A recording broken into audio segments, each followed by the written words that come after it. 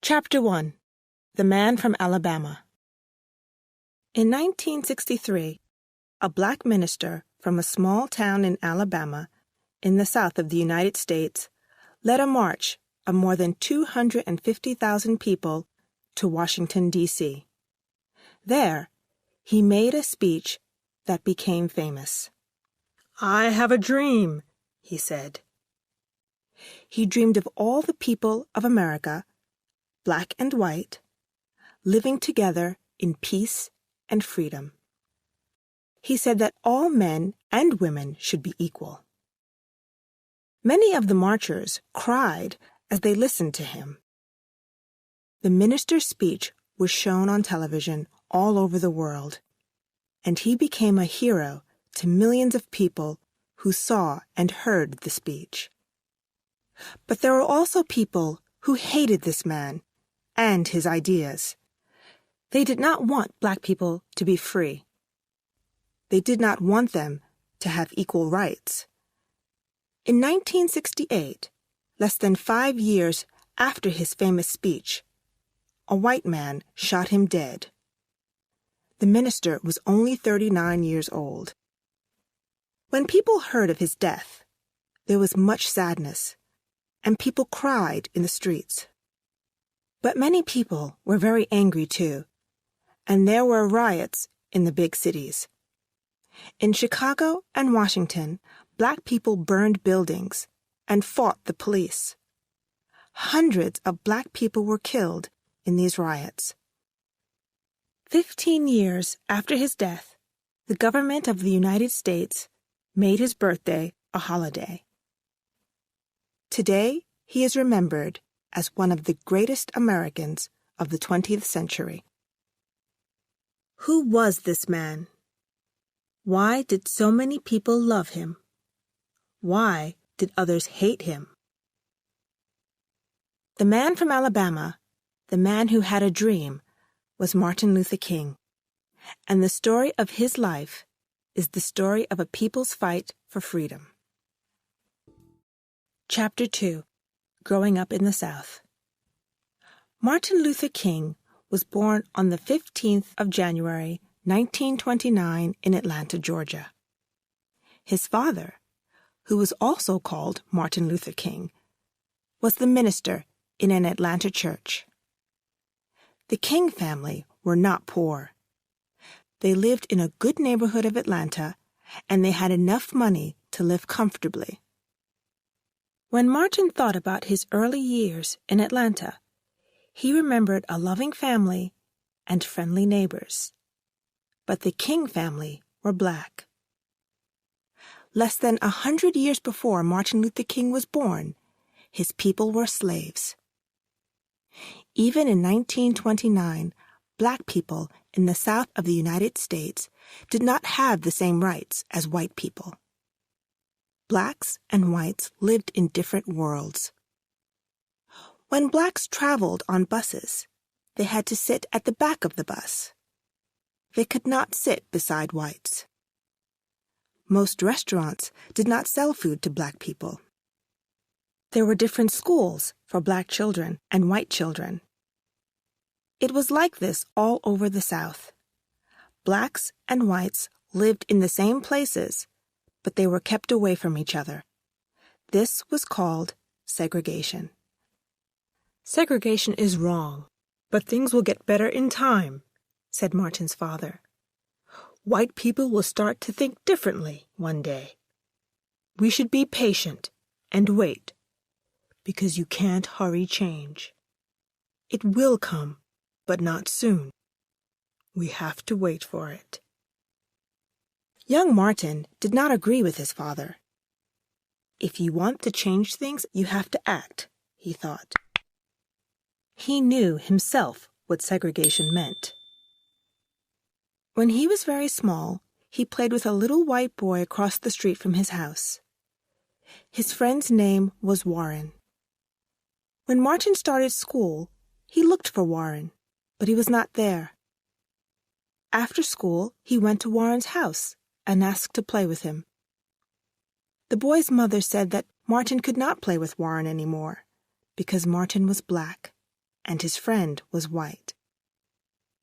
When Martin came home that day, he was crying. He told his mother what had happened. "It doesn't matter what other people think," she told him. "You're as good as anyone else. Don't you ever forget that." Martin remembered his mother's words.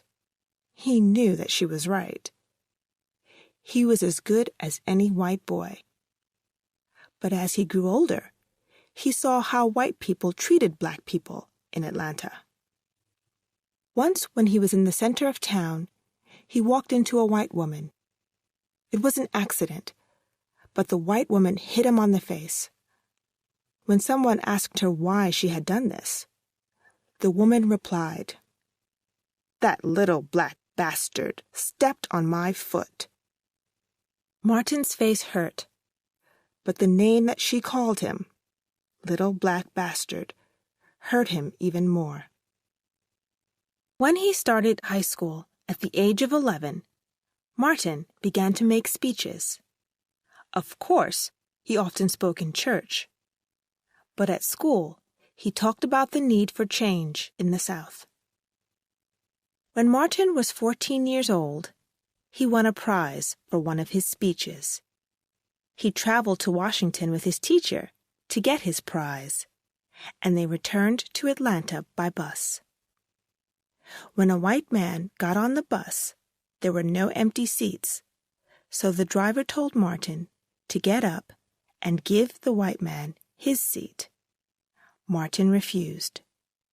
Why should he give his seat to this man? The bus driver became angry and called him bad names. Finally, Martin gave the white man his seat because he did not want to make trouble for his teacher. But he was angry. It was not fair that he had to stand while a white man sat in his seat.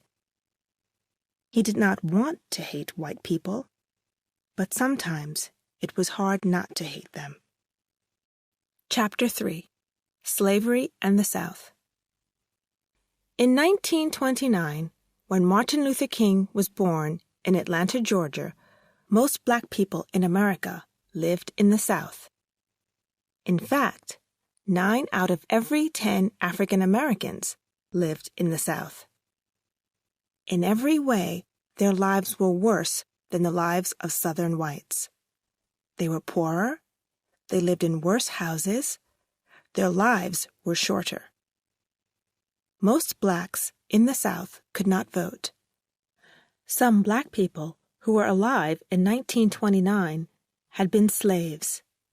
They had belonged to their white owners, and they were treated like things, not people. White people could buy and sell slaves just like houses or land. In the past, many countries have used slaves.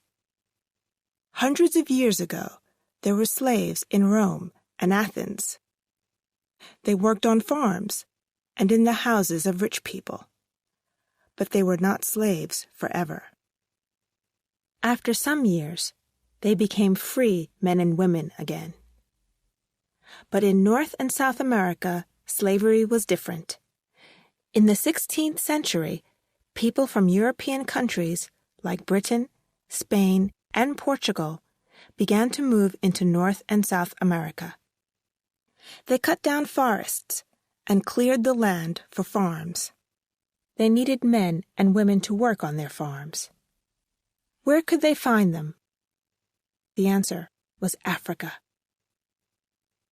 Men and women were taken from their homes in Africa and brought to North and South America to work on farms and on roads.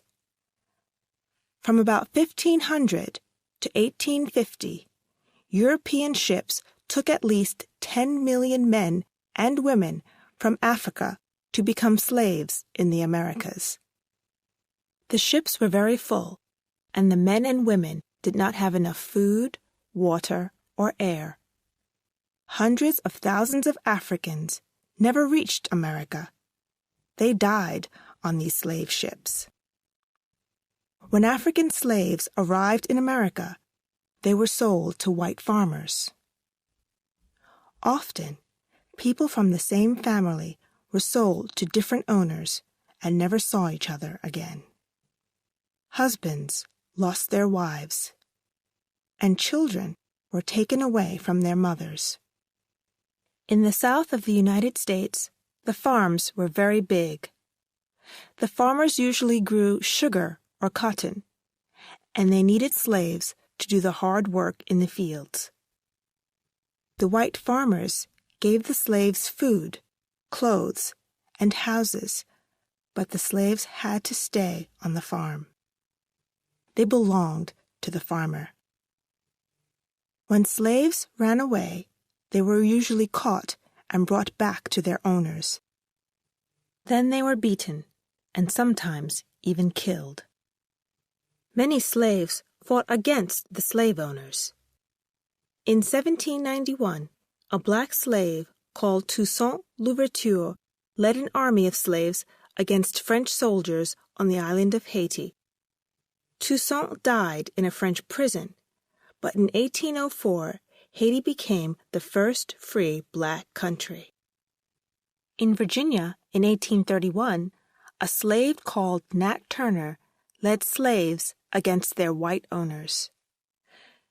They did not succeed, and Turner himself was killed. But the slave owners were afraid that one day the slaves would win the fight. Some black leaders wanted to return to Africa. In 1822, a new country was born in West Africa. This was Liberia, a country for people who were once slaves but were now free. 100 years later, African-American leaders, such as W.E.B. Du Bois, argued for a return to Africa. After 1808, it was against the law to bring slaves from Africa to the United States. But the number of slaves in the South continued to grow. By 1860, there were more than 4 million slaves in the South.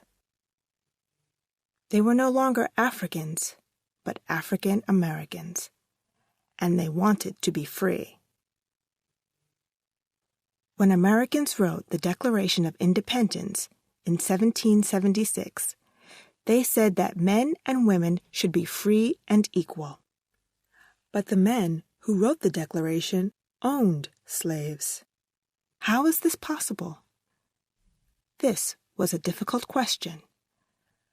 By the 19th century, many black people had become Christians. They went to church on Sunday, just like their white owners. Blacks and whites both read the Bible, and the message of the Bible was the same. All men and women, black or white, are equal in God's eyes. More and more people in Europe and America thought that slavery was wrong. Britain ended the buying and selling of slaves in 1807. A year later, America did the same. Many northern states ended slavery, and they wanted it to stop all over the United States. But southern slave owners wanted to keep their slaves. They refused to free them, and they were ready to fight for their right to own slaves. The southern states were ready to go to war for these rights. Chapter 4. War in America and After. Abraham Lincoln was elected President of the United States in 1860. He wanted to end slavery in America, but the South wanted to keep their slaves. So 7 southern states decided to leave the United States of America. The North and South went to war in 1861. More than 180,000 black soldiers fought for the North. In 5 years of terrible fighting, more than 500,000 soldiers on both sides were killed. The North won the war, and slavery in the South ended in 1865. Now there were no more black slaves in America. But black people in the South did not have the same rights as white people. Blacks could not go to white schools, and there were very few schools for blacks. Blacks could not go to the same shops or restaurants as whites.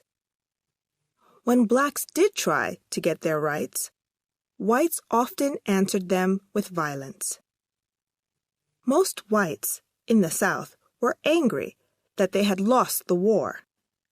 They did not agree with the end of slavery or with equal rights for blacks. In 1867, a group of soldiers in the southern state of Georgia started a secret organization to fight against black rights. This organization was called the Ku Klux Klan. They wanted to frighten blacks and stop them from voting in elections. Klansmen dressed in white clothes and covered their faces so nobody could see who they were. Sometimes they took black people out of their homes and beat them or killed them. They also burned the schools, homes, and churches of black people. In the 1890s, more than 1,000 blacks were killed by whites in the South. Most blacks were too frightened to tell the police, because many policemen in the South actually belonged to the Klan. Early in the 20th century, more than 4 million whites belonged to the Ku Klux Klan. Now that blacks were not slaves, they were free to move out of the South. Thousands of blacks left the South and moved to northern cities like Chicago and Detroit. There was more freedom for blacks in the North, and there was work for them in the factories. By the beginning of the 20th century, a quarter of blacks lived outside the South, mostly in big northern cities. In the 20th century, blacks began to play a more important part in the life of America. New schools and universities for blacks opened. Jazz, the music of black people, became popular all over the world. Harlem, a black neighborhood of New York City, became the center for black musicians like Duke Ellington and black writers like Langston Hughes. Paul Robeson was a famous black singer and actor. He sang about the troubles of black people. But many whites were angry when he appeared in Shakespeare's play Othello with a white actress as his wife. There were many black sportsmen. The great black runner, Jesse Owens, won gold medals for America at the 1936 Olympic Games in Berlin. As Hitler and other Nazi leaders watched, Owens beat the best white runners. The boxer, Joe Louis, was born into a poor black family in Alabama in 1914 and was taken to Detroit when he was 10 years old. In 1937, he became the world boxing champion. His greatest fight was against the German boxer Max Schmeling. Louis had lost to Schmeling in their first fight. When Schmeling returned to Germany, he was called a hero by the Nazis. Hitler himself said that because Schmeling had won, whites were stronger than blacks. When Louis beat Schmeling in 1938, blacks all over America were wildly happy. Joe Louis fought 20 times as world champion and was never beaten. But once again, the greatest changes in the lives of black people came from a war. In 1941, America entered the Second World War. Black soldiers fought bravely for their country, but the American army was segregated. Black soldiers did not fight beside white soldiers, and they were not treated as well as white soldiers. When black soldiers protested about this, there were often fights between black soldiers and white soldiers. When these black soldiers returned to America, They wanted equal rights for themselves. In some of the countries they had visited, black people had the same rights as white people and were treated fairly. After the war, even more blacks moved to the North and became richer. Some things got better. Black workers in 1950 were paid twice as much as black workers in 1940, and more blacks began to go to university. But black Americans got much less money than white Americans, even when they were doing the same jobs. Many fewer blacks than whites went to university, and even in the North, there was still the problem of racism. The Second World War had been a war against racist ideas. Many whites in America realized that their own country was racist. Blacks began to vote, and white politicians began to listen to them. In 1948, President Truman ended segregation in the Army. In 1954, a new law said that blacks and whites must go to the same schools and learn together. Things were getting better for black people, but they wanted more. They were ready for someone to lead them towards greater freedom. They were ready for Martin Luther King. Chapter 5. Learning. Martin Luther King was an excellent student. When he was only 15, he went to Morehouse College in Atlanta. He was a clever young man, and he finished his studies there in 1948. Martin's father wanted him to be a minister, but at first Martin said no. He did not want to follow his father so soon. He was learning exciting new ideas from his teachers at Morehouse, and there was so much more that he wanted to know. But slowly, Martin began to think differently. He decided to become a minister, like his father, but to be a teacher, too. He went to Crozer, a college for ministers in Pennsylvania, in the North. There were many white students at the college, but Martin was happy to find that they were friendly towards him. In fact, they welcomed him. Martin realized that black people and white people did not have to hate each other. But how could he make white people in the South see this? He wanted to make them think like him, but he did not know how. He began to think seriously about this. In his last year at Crozer, Martin went to hear a talk about the Indian leader Mohandas Gandhi. Gandhi and his followers had fought against the British in India, but they had used nonviolence, not guns, to get a free India. They had refused to pay money to the British government. They had sat in the road to stop the British Army. Thousands of them had been arrested for refusing to obey unfair laws. Gandhi thought that love was more powerful than hate. If you love your enemies, you can beat them, Gandhi had said. Martin was excited by Gandhi's words. Could black people in the South end segregation without violence? Martin continued his studies at Boston University. Now he was Dr. Martin Luther King.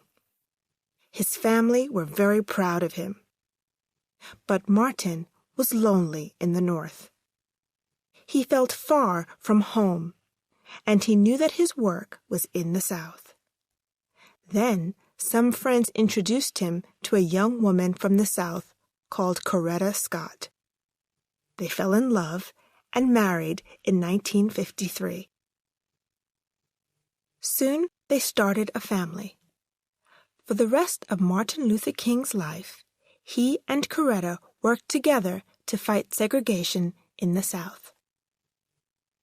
In 1954, the Kings moved back to the South. Martin became minister of the Dexter Avenue Baptist Church in Montgomery, Alabama. Once he was back in Alabama, Martin realized that things were beginning to change in the South. Black and white children were starting to go to the same schools.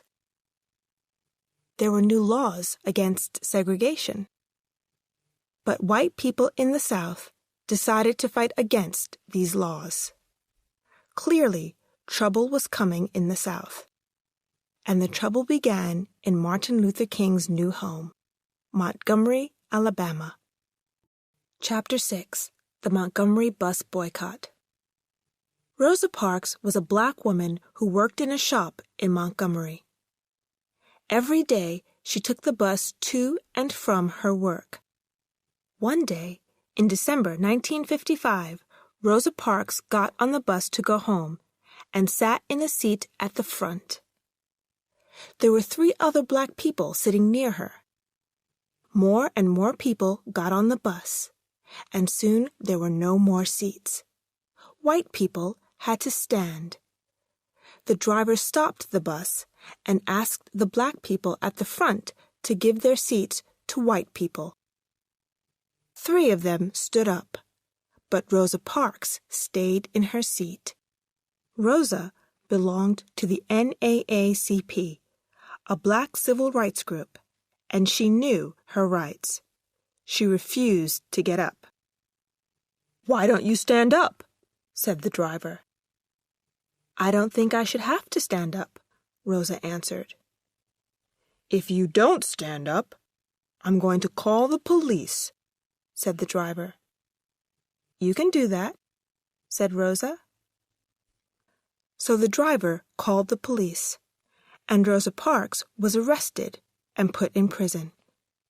The arrest of Rosa Parks made many black people in Montgomery very angry. But it gave them a chance to protest against the policy of segregation on the buses. For years, the NAACP had wanted to take action against the city's bus company. Now they had a chance. But who could lead them? Martin Luther King had only been minister of the Dexter Avenue Baptist Church for a year, but he was well known for his honesty. The NAACP asked King to meet them and decide what to do. It was time to end segregation on Montgomery's buses. They met in King's church. King said that black people should boycott the buses in Montgomery. "If we refuse to ride on the buses, the company is going to lose a lot of money," he said. In the end, they will have to end segregation. King agreed to lead the boycott. When the meeting finished, King was worried. He discussed his worries with Coretta, his wife. Will the bus boycott succeed? He wondered. Will black people obey the boycott? Most black people don't have cars, so how are they going to get to work? If people can't get to work, perhaps they will lose their jobs. Maybe the boycott will hurt black people more than it will hurt white people.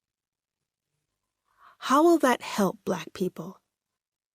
There were a lot of questions, and King and his wife talked for hours. Neither of them slept well that night.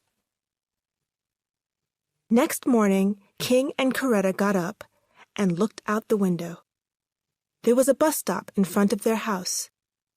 They waited for a bus to come.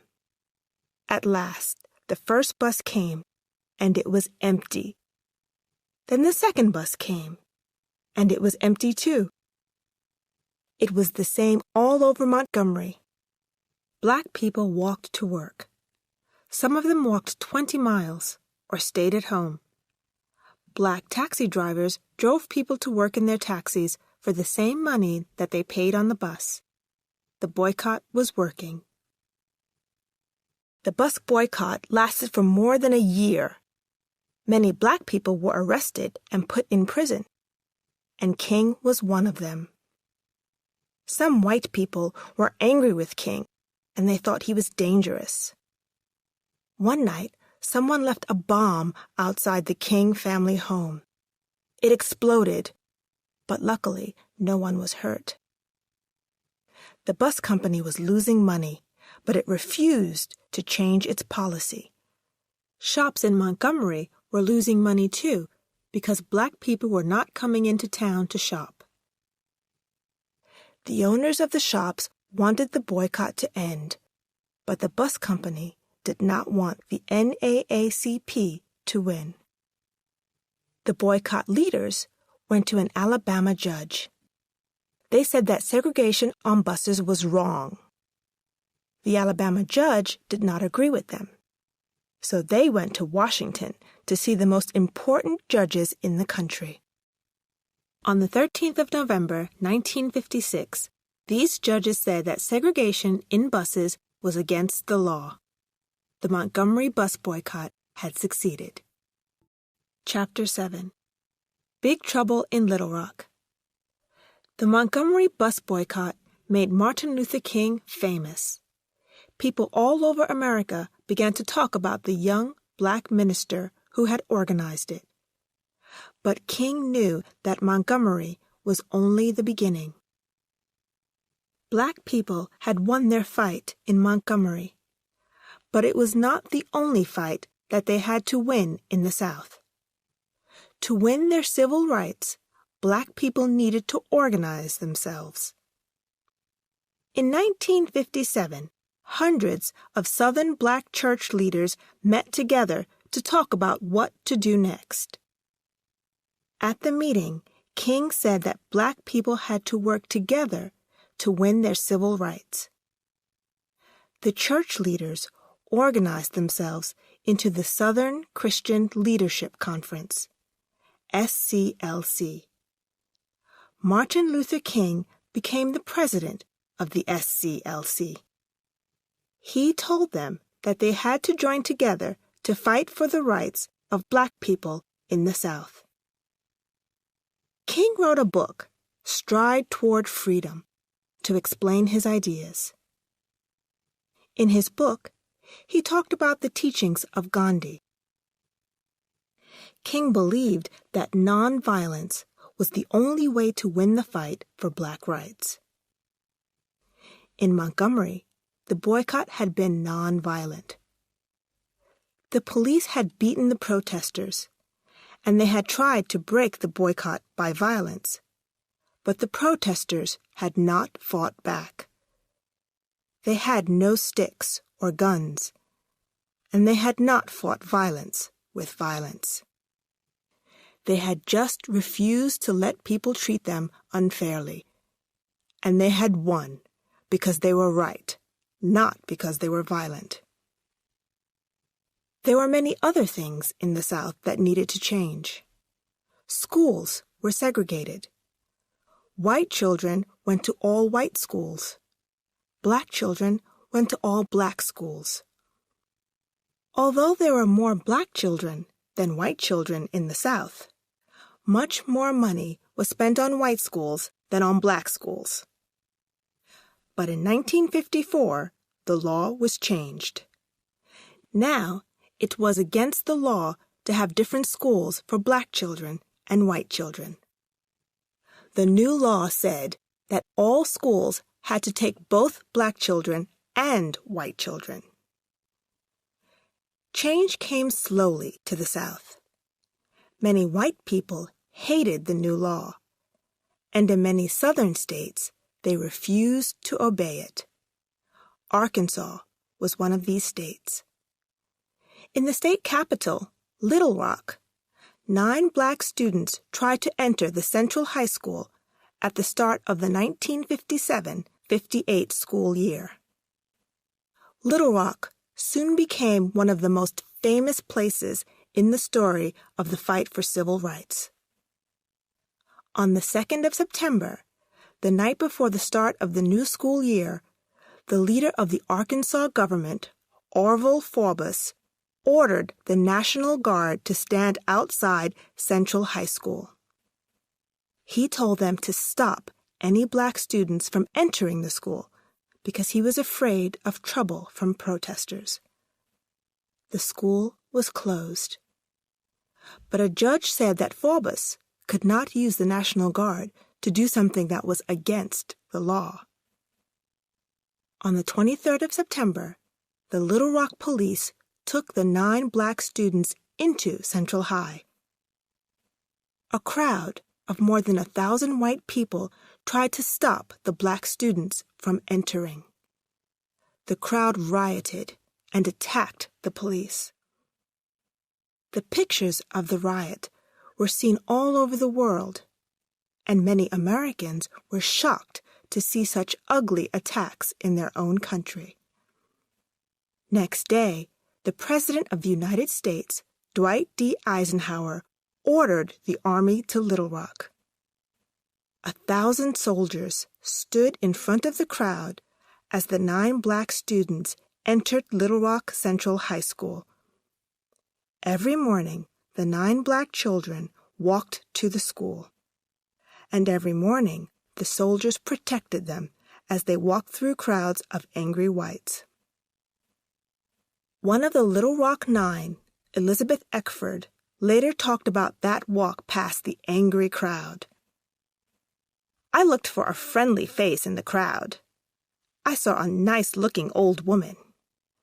She seemed to have a kind face. But when I smiled at her, she spat at me." Inside the school, things were different. Ernest Green, one of the 9 black students, remembered the friendly white students who helped him. "I missed 3 weeks of school, so I was behind in my classwork. A couple of boys in my class gave me notes on the lessons that I'd missed. After seeing the crowd outside the school, I was really surprised by this." Chapter 8. A New Start? For black people in America, 1960 was an important year. King was busier than ever. He decided to move back to his father's church in Atlanta. He spent half of his time working in his church and the other half working for the SCLC. King's policy of nonviolent protest was becoming more popular. Soon black people found a new way to protest: the sit-in. Restaurants in the South were still segregated. One day, in February 1960, 4 black students in Greensboro, North Carolina, walked into a shop called Woolworth's. There were hundreds of Woolworth shops across the country, and many had restaurants inside the shop. The students sat down at a table and politely asked for lunch. The waitress refused to take their order and told the students to go. But they refused to leave the restaurant. Instead, they began a sit-in. They sat at their tables and waited until the restaurant closed. Next day, some more students joined them. Then, some white students joined the sit-in too. The Greensboro students were arrested, but the sit-ins did not stop. Soon, there were sit-ins at restaurants all over the South. More white students from the North traveled to the South to join the sit-ins. In July 1960, Woolworth's finally agreed to let both blacks and whites use their restaurants. Other big companies did the same. So once again, nonviolent protest had been successful in the battle for civil rights. Martin Luther King joined the sit-ins. When students held a sit-in at an Atlanta restaurant in October 1960, King stayed with them. He was arrested and put in prison. King was not sorry to go to prison. Like Gandhi, he believed that you should not obey a bad law. If the law is unfair, he argued, then it is right to break it. It is better not to obey a bad law than to obey it. If this means that you go to prison, then you have to accept that. King was not afraid of prison, but King's family and friends were afraid for him. They knew that King's life was in danger in prison. He had many enemies, and there were people who wanted to kill him. In the South in 1960, it was not difficult to kill a black prisoner. Coretta King went to John F. Kennedy for help. Kennedy had already said that segregation was a bad thing, and he promised to help King. When Kennedy asked the judge to let King go, the judge agreed. But Martin Luther King later went to prison many more times when he refused to obey unfair laws. 1 month later, in November 1960, John F. Kennedy became President of the United States. Across the country, people were full of hope. The young president promised a new start. Surely this must mean the end of bad laws and freedom at last for black people in the South. But most white people in the South still did not want change. They were ready to fight to keep their way of life. There was a road to freedom, but it was not short, and it was not easy. Chapter 9. From Birmingham to Washington. 1963 began badly for the SCLC and Martin Luther King. He had had success in Montgomery and Greensboro, but now, for the first time, he failed. The SCLC tried to end segregation in Albany, Georgia. They fought against the town government and the police for almost a year. But at the end of the year, Albany's schools, libraries, and parks were still segregated. King had lost in Albany. Now he needed to win somewhere. He started to think about Birmingham, Alabama. Birmingham was one of the worst cities in the country for black people. It was sometimes called Bombingham because there had been so many bomb attacks on houses and churches in black neighborhoods. There had been 18 of these attacks in the last 6 years, but no one was ever arrested for them. The chief of the Birmingham police was a man called Bull Connor. When the SCLC organized protests in Birmingham, Connor's policemen beat the protesters and attacked them with dogs. Hundreds of protesters were hurt, and hundreds were arrested. King was one of the protesters who went to prison. When he was in prison, King read that some white church leaders had called for an end to the protests.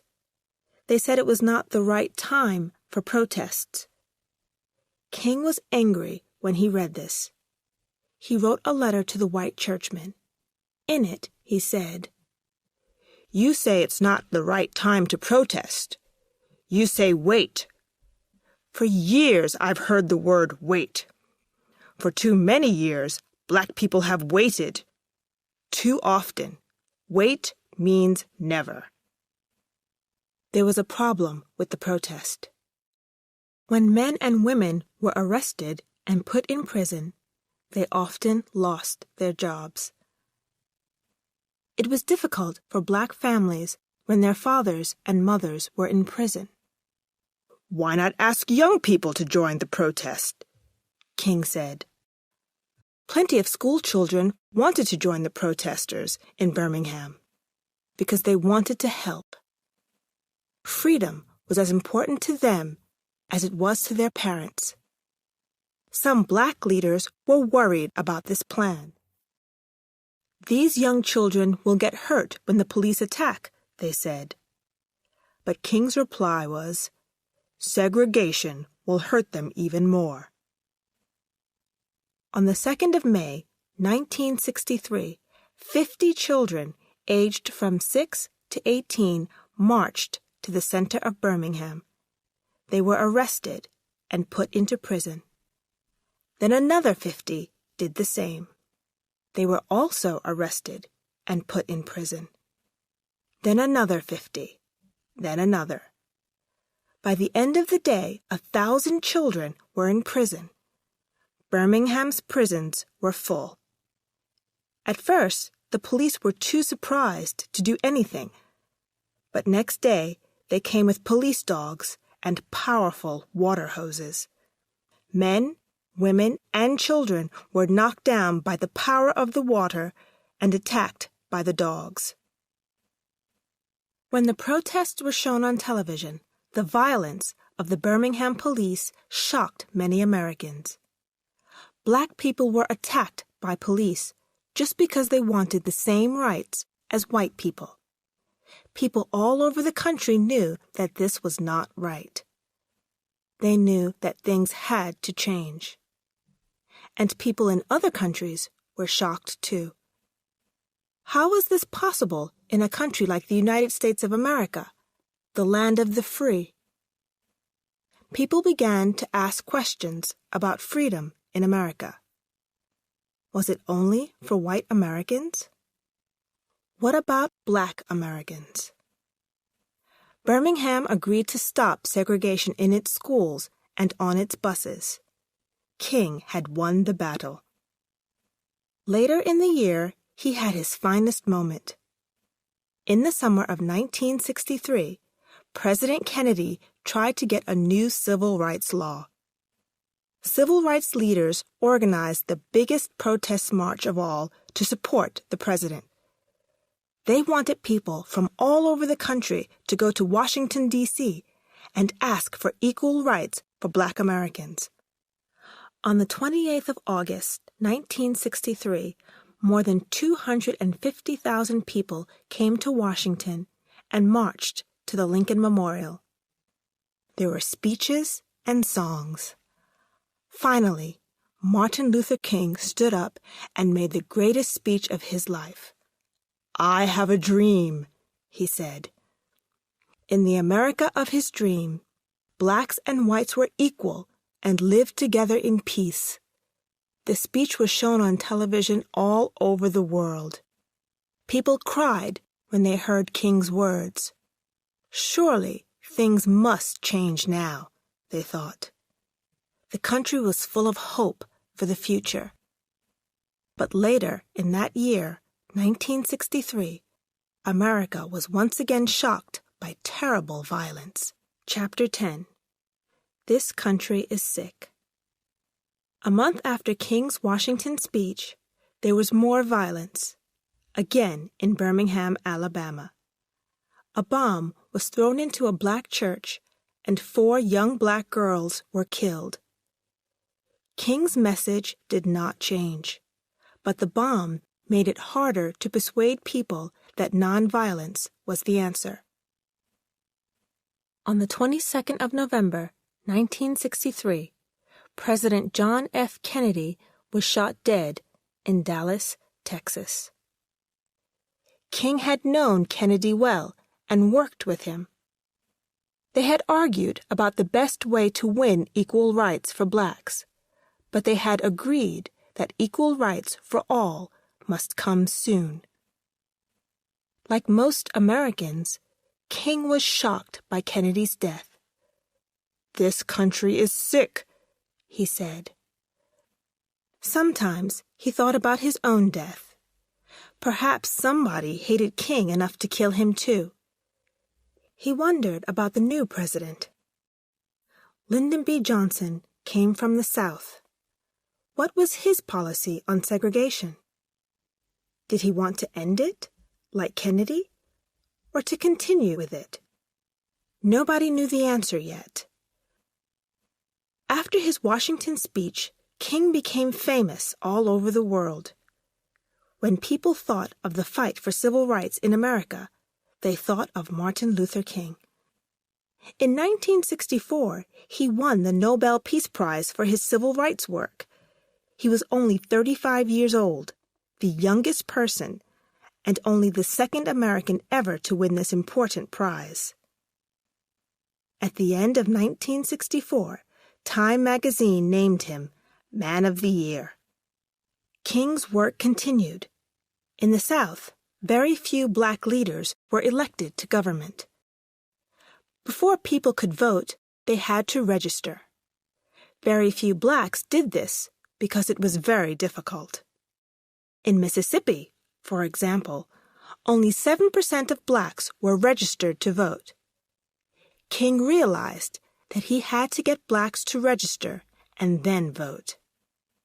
That was the best way to change the segregation laws in the South. Registering black voters was difficult in many states, but Alabama was one of the worst. More than 300,000 blacks in this state wanted to vote, but were not registered. King was asked to help black voters to register in Selma, Alabama. Selma was a small town of 30,000 people. Half of the people in Selma were black, but only 1% of them were registered to vote. If blacks wanted to register to vote, they had to pass a reading test. Almost all failed the test, although they could often read better than the whites who gave them the test. To register, blacks had to go to an office that was only open twice a month. The white people who worked in the office arrived late and left early. When blacks tried to register, they were often told to go away. King and the SCLC planned a protest march from Selma to Montgomery, 50 miles away. Montgomery was the state capital, and it was in this city that the arrest of Rosa Parks has started the battle for civil rights. The march started on the 7th of March.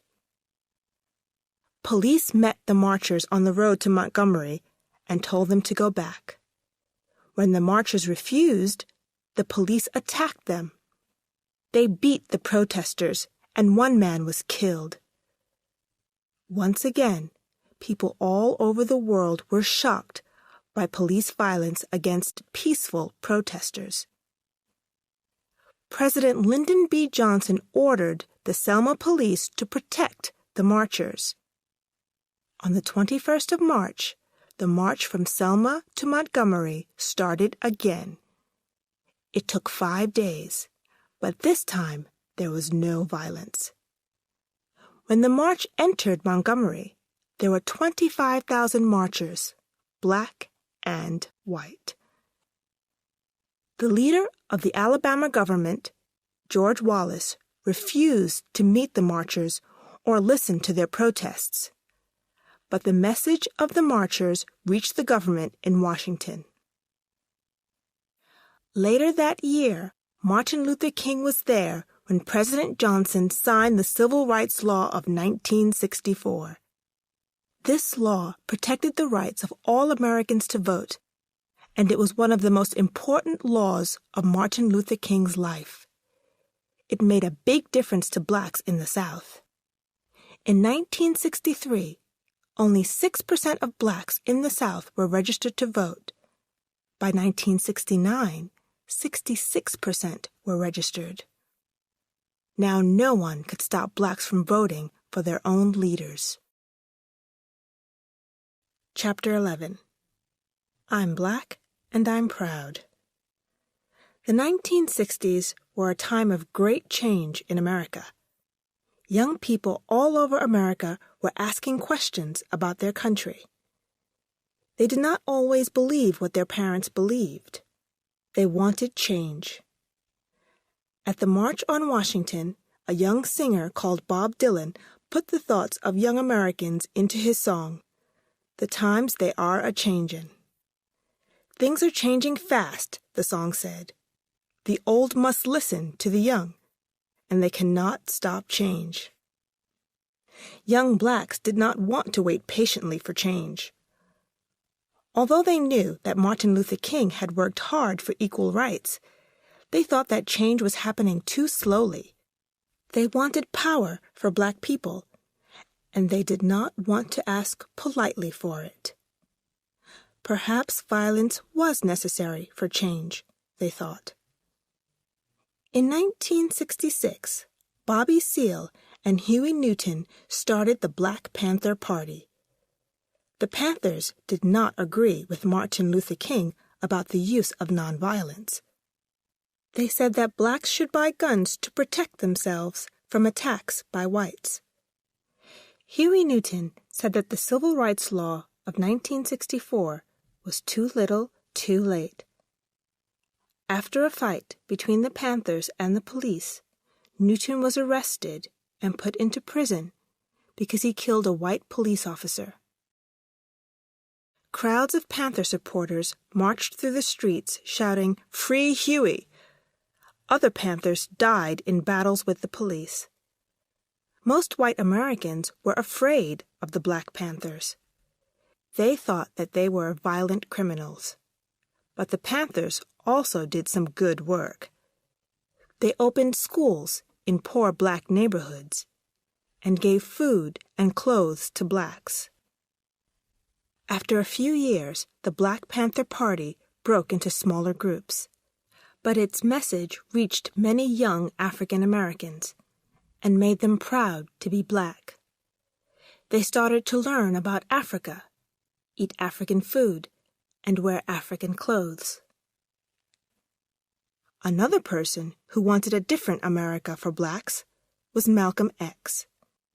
In the past, many blacks had the name of their slave owner as their last name, so Malcolm changed his last name from Little to X. For him, it was a way of saying goodbye to slavery. Like the Black Panthers, Malcolm X did not agree with Martin Luther King about the use of violence. Blacks should not ask for help from whites, he thought. Blacks should help themselves. Violence was necessary when you were fighting for your rights. Malcolm said that blacks should fight violence with violence.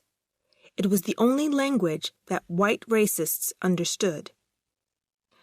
"If a man speaks the language of violence," said Malcolm, "you can't speak to him in the language of peace. He'll break you in two. If a man speaks French, you can't speak to him in German. You have to find out what this man speaks. Once you know his language, learn how to speak his language. Then we can talk." Many young blacks agreed with Malcolm X more than with Martin Luther King. They were angry that they still did not have the same rights as whites. Poor blacks living in the big cities of the North wanted to vote, but they wanted other things too. They wanted better houses and more jobs. In many of the poorer neighborhoods of America's big cities, young blacks rioted. Many people died in these riots. In the 60s, many important black writers and musicians became famous in America. Writers like James Baldwin and Toni Morrison showed Americans what the lives of black people were like. In his book, The Fire Next Time, Baldwin warned of terrible violence in the future. To stop this, whites must change their ways, he said. The black musician, Stevie Wonder, sang about the difficulties of young blacks. One of his songs told the story of a young boy who was born in the South but moved to Chicago to find work. He finds that in the North he is free, but free only to be poor.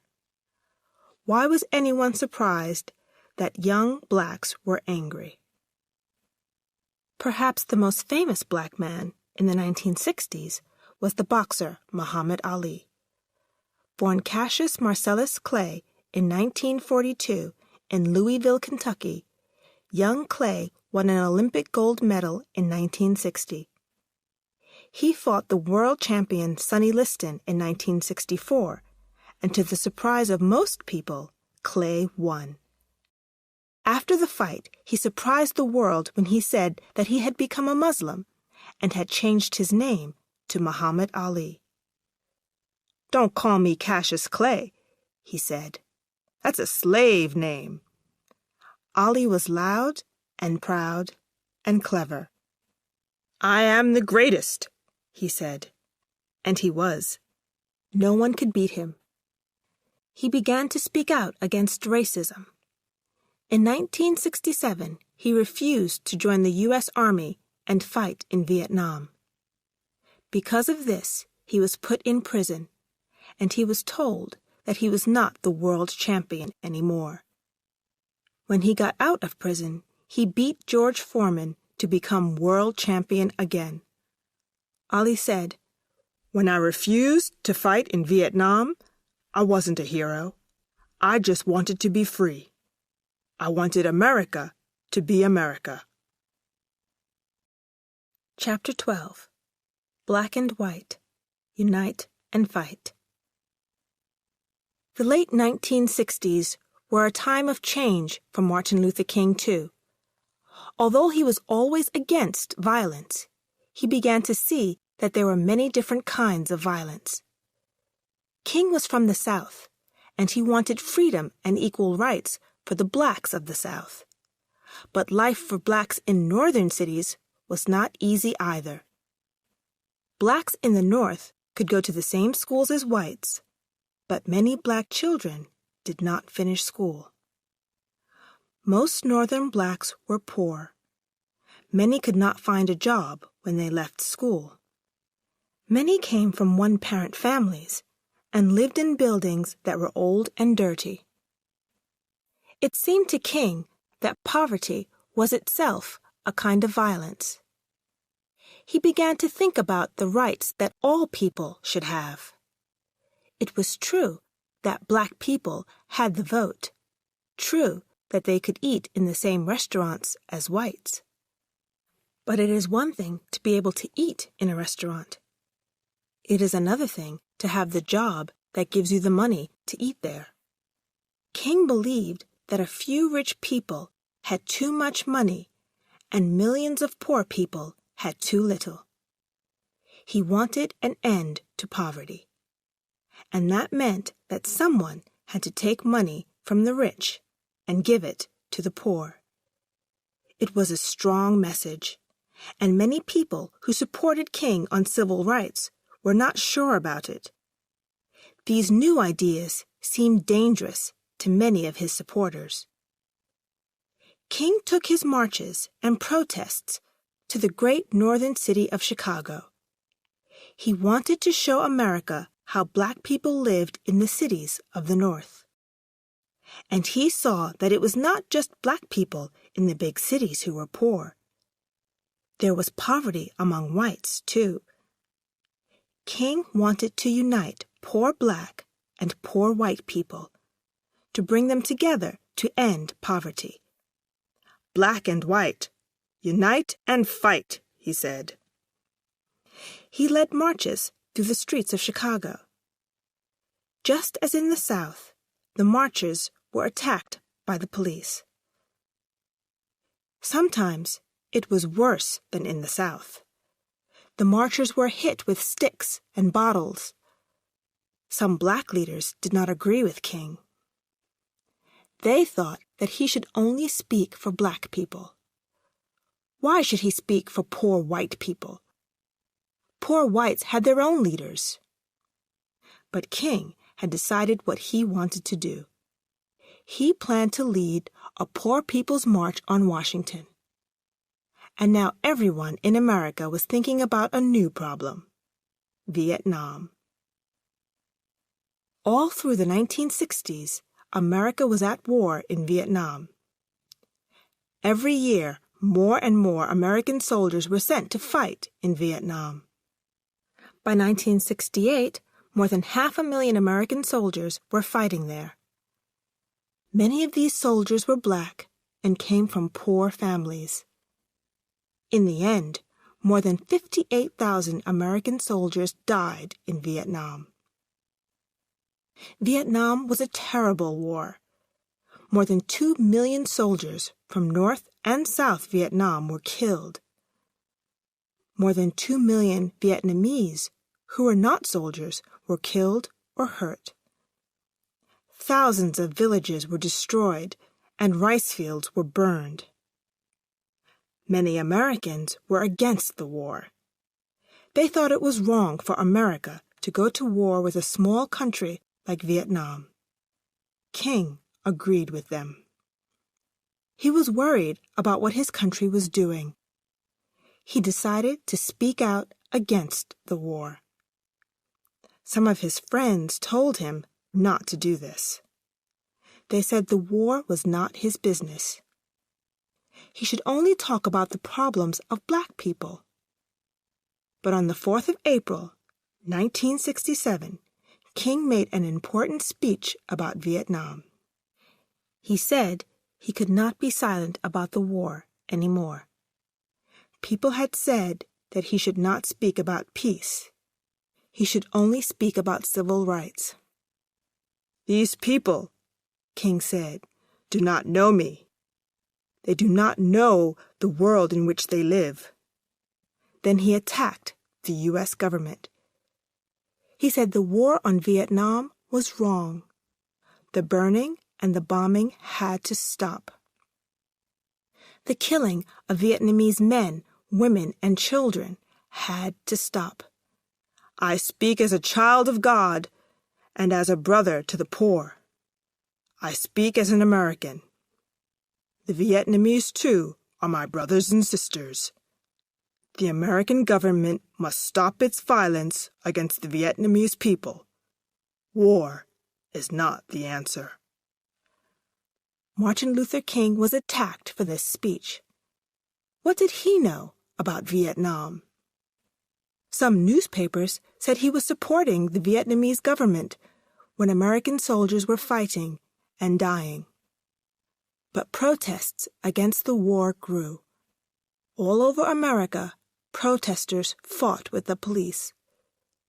University students who refused to join the army and fight in Vietnam rioted. At Kent State University, Ohio, 4 white students were shot dead by the National Guard.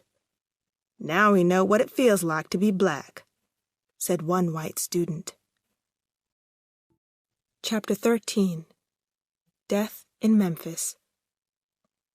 Many people who wanted to change America began to ask questions about Martin Luther King's policy of nonviolence. Was it possible to change things in America peacefully? The Black Panthers and the followers of Malcolm X did not think so. They thought that the only answer to white violence was black violence. One young black leader, H. Rap Brown, said that violence was as American as apple pie. More and more young blacks agreed with him. There were riots in the black neighborhoods of cities like Detroit, Chicago, and Los Angeles.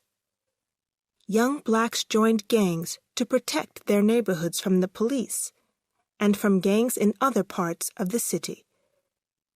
Gangs fought against each other. Guns were used, and many young black men were killed. These killings made King very sad. He hated to see young black men killing each other.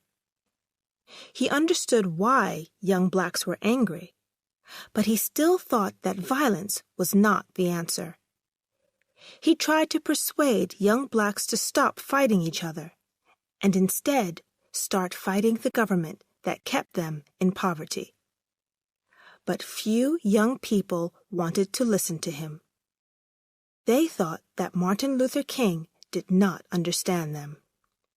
To them, he was yesterday's man. He belonged to the past. In 1968, King was tired. Speeches, marches, and protests had been his life for more than 12 years. He had won many battles. Black people were freer than they had been when he began his fight for civil rights. But he knew that there were many more battles to fight. Blacks were still poorer and less successful at school than whites. There were few blacks in important jobs. Young black people did not remember the battles King had won. They wanted more change, and they wanted it now. In March 1968, a group of workers in the city of Memphis, Tennessee, decided to stop work because they were badly paid. Most of these men were black, and they worked hard to keep the city clean. They asked Martin Luther King to help them with their protest. King agreed to march with them. The marchers wanted to protest peacefully, and they sang and held hands. But gangs of young blacks did not want to protest peacefully. They attacked the march, broke shop windows, and fought with the police. A young man was killed in the fighting. After the march, King talked to the gangs. He explained what he was trying to do. He said that violence was not the answer. They needed to hold a peaceful protest. That was the only way that the workers could win. Some of the young men from the gangs argued with King. They said that times had changed and that peaceful protests did not work anymore. Finally, King persuaded them to join him. The gangs agreed to join the workers on their next march. They promised not to use violence. The date for the next march was the 5th of April. On the 3rd of April, King came back to Memphis and made a speech. It was full of hope. "I have been to the mountaintop," he said. "I have seen the promised land. I may not get there with you, but we as a people will get to the promised land." On the next day, the 4th of April, King told his friends that he needed some air. He went out of his hotel room just after 6 o'clock in the evening. Suddenly, there was the sound of a gun. His friends ran outside and found King lying on the ground. Someone had shot him. Jesse Jackson, one of King's young supporters, held him in his arms. An hour later, Martin Luther King died in a Memphis hospital. He was 39 years old. Chapter 14. Still Dreaming. Martin Luther King's death shocked America.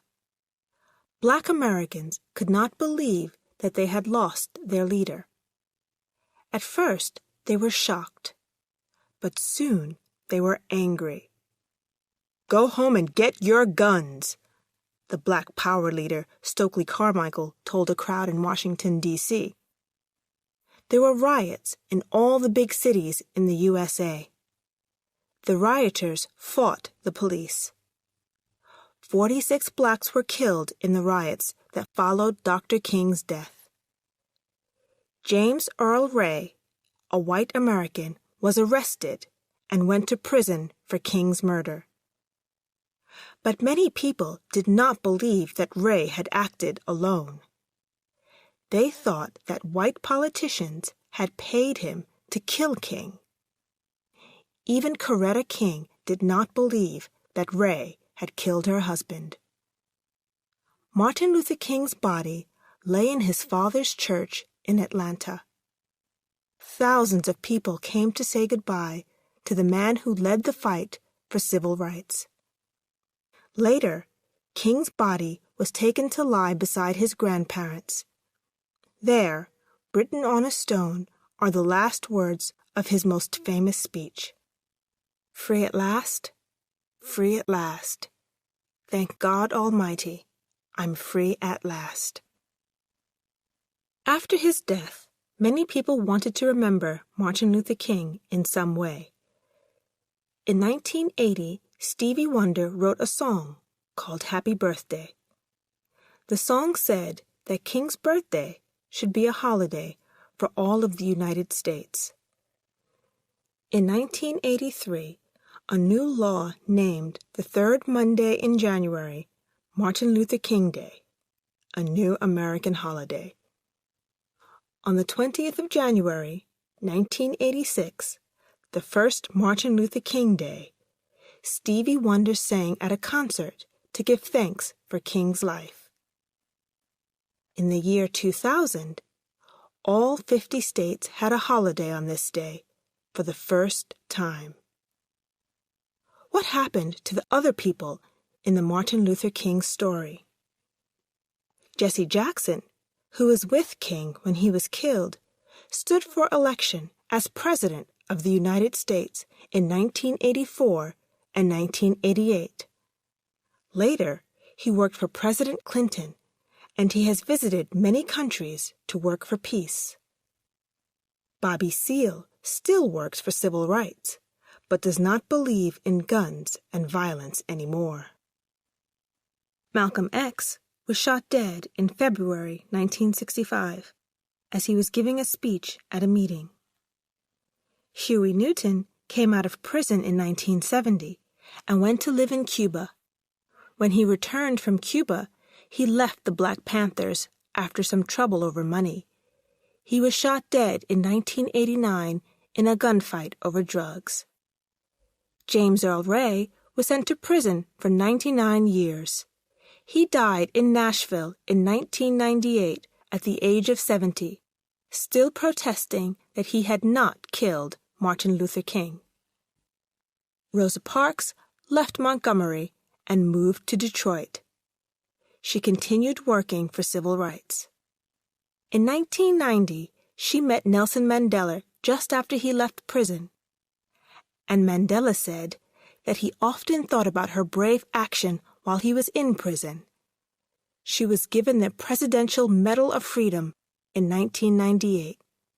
She died on the 25th of October, 2005, aged 93. Coretta Scott King began the King Center in Atlanta, Georgia, to continue her husband's work. For the rest of her life, she worked for peace and civil rights. She died on the 31st of January, 2006. 4 U.S. presidents went to her funeral: George W. Bush, his father, George H.W. Bush, Jimmy Carter, and Bill Clinton.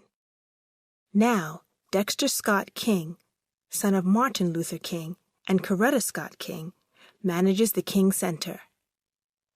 Martin Luther King's body was moved to the King Center, and now Coretta's body is there beside his. And Martin Luther King? What can we say about him today, more than 40 years since his death? Has his dream of a fair and equal America come true? There are more Black Americans in important, powerful jobs than ever before. More than 300 American cities are governed by Black leaders. On television, there are many Black reporters and newsreaders. In 2001, Colin Powell became the first African American Secretary of State for Foreign Affairs. In 2005, Condoleezza Rice was chosen for the same job. At a meeting in African American History Month, she talked about what Martin Luther King's ideas meant to her. Black Americans, African Americans, have always believed in America, even in the darkest times. They believed in America when America didn't believe in them. Martin Luther King told America that it should be true to itself. And finally, America did the right thing by African Americans. But only 59% of Black Americans are registered to vote. And the Black vote is important, most of all when America votes for its president. In the presidential election of 2004, when George Bush beat John Kerry, more than 90% of African Americans voted for Kerry. Martin Luther King's dream has not yet come true. Blacks and whites are not yet equal. Look at the young Americans who go to prison, cannot find a job, or die in street violence. For every white person who finds himself in this group, there are 5 blacks. Being Black in America is like wearing shoes that don't fit, an African American writer has said. You can get used to them, but they're not comfortable. That's the way it's always been. It's the way it always will be. The fight for civil rights in America has had many leaders. It has also had other people who worked quietly for that fight. Many of those people were not well known at the time, and nobody remembers them now. But for more than 10 years, Martin Luther King was the voice of those people. He was a great speaker whose words could persuade people. During the bus boycott in Montgomery, one of King's followers said, "Dr. King, you have the words that we're thinking but can't say." And that is why we still remember Martin Luther King today.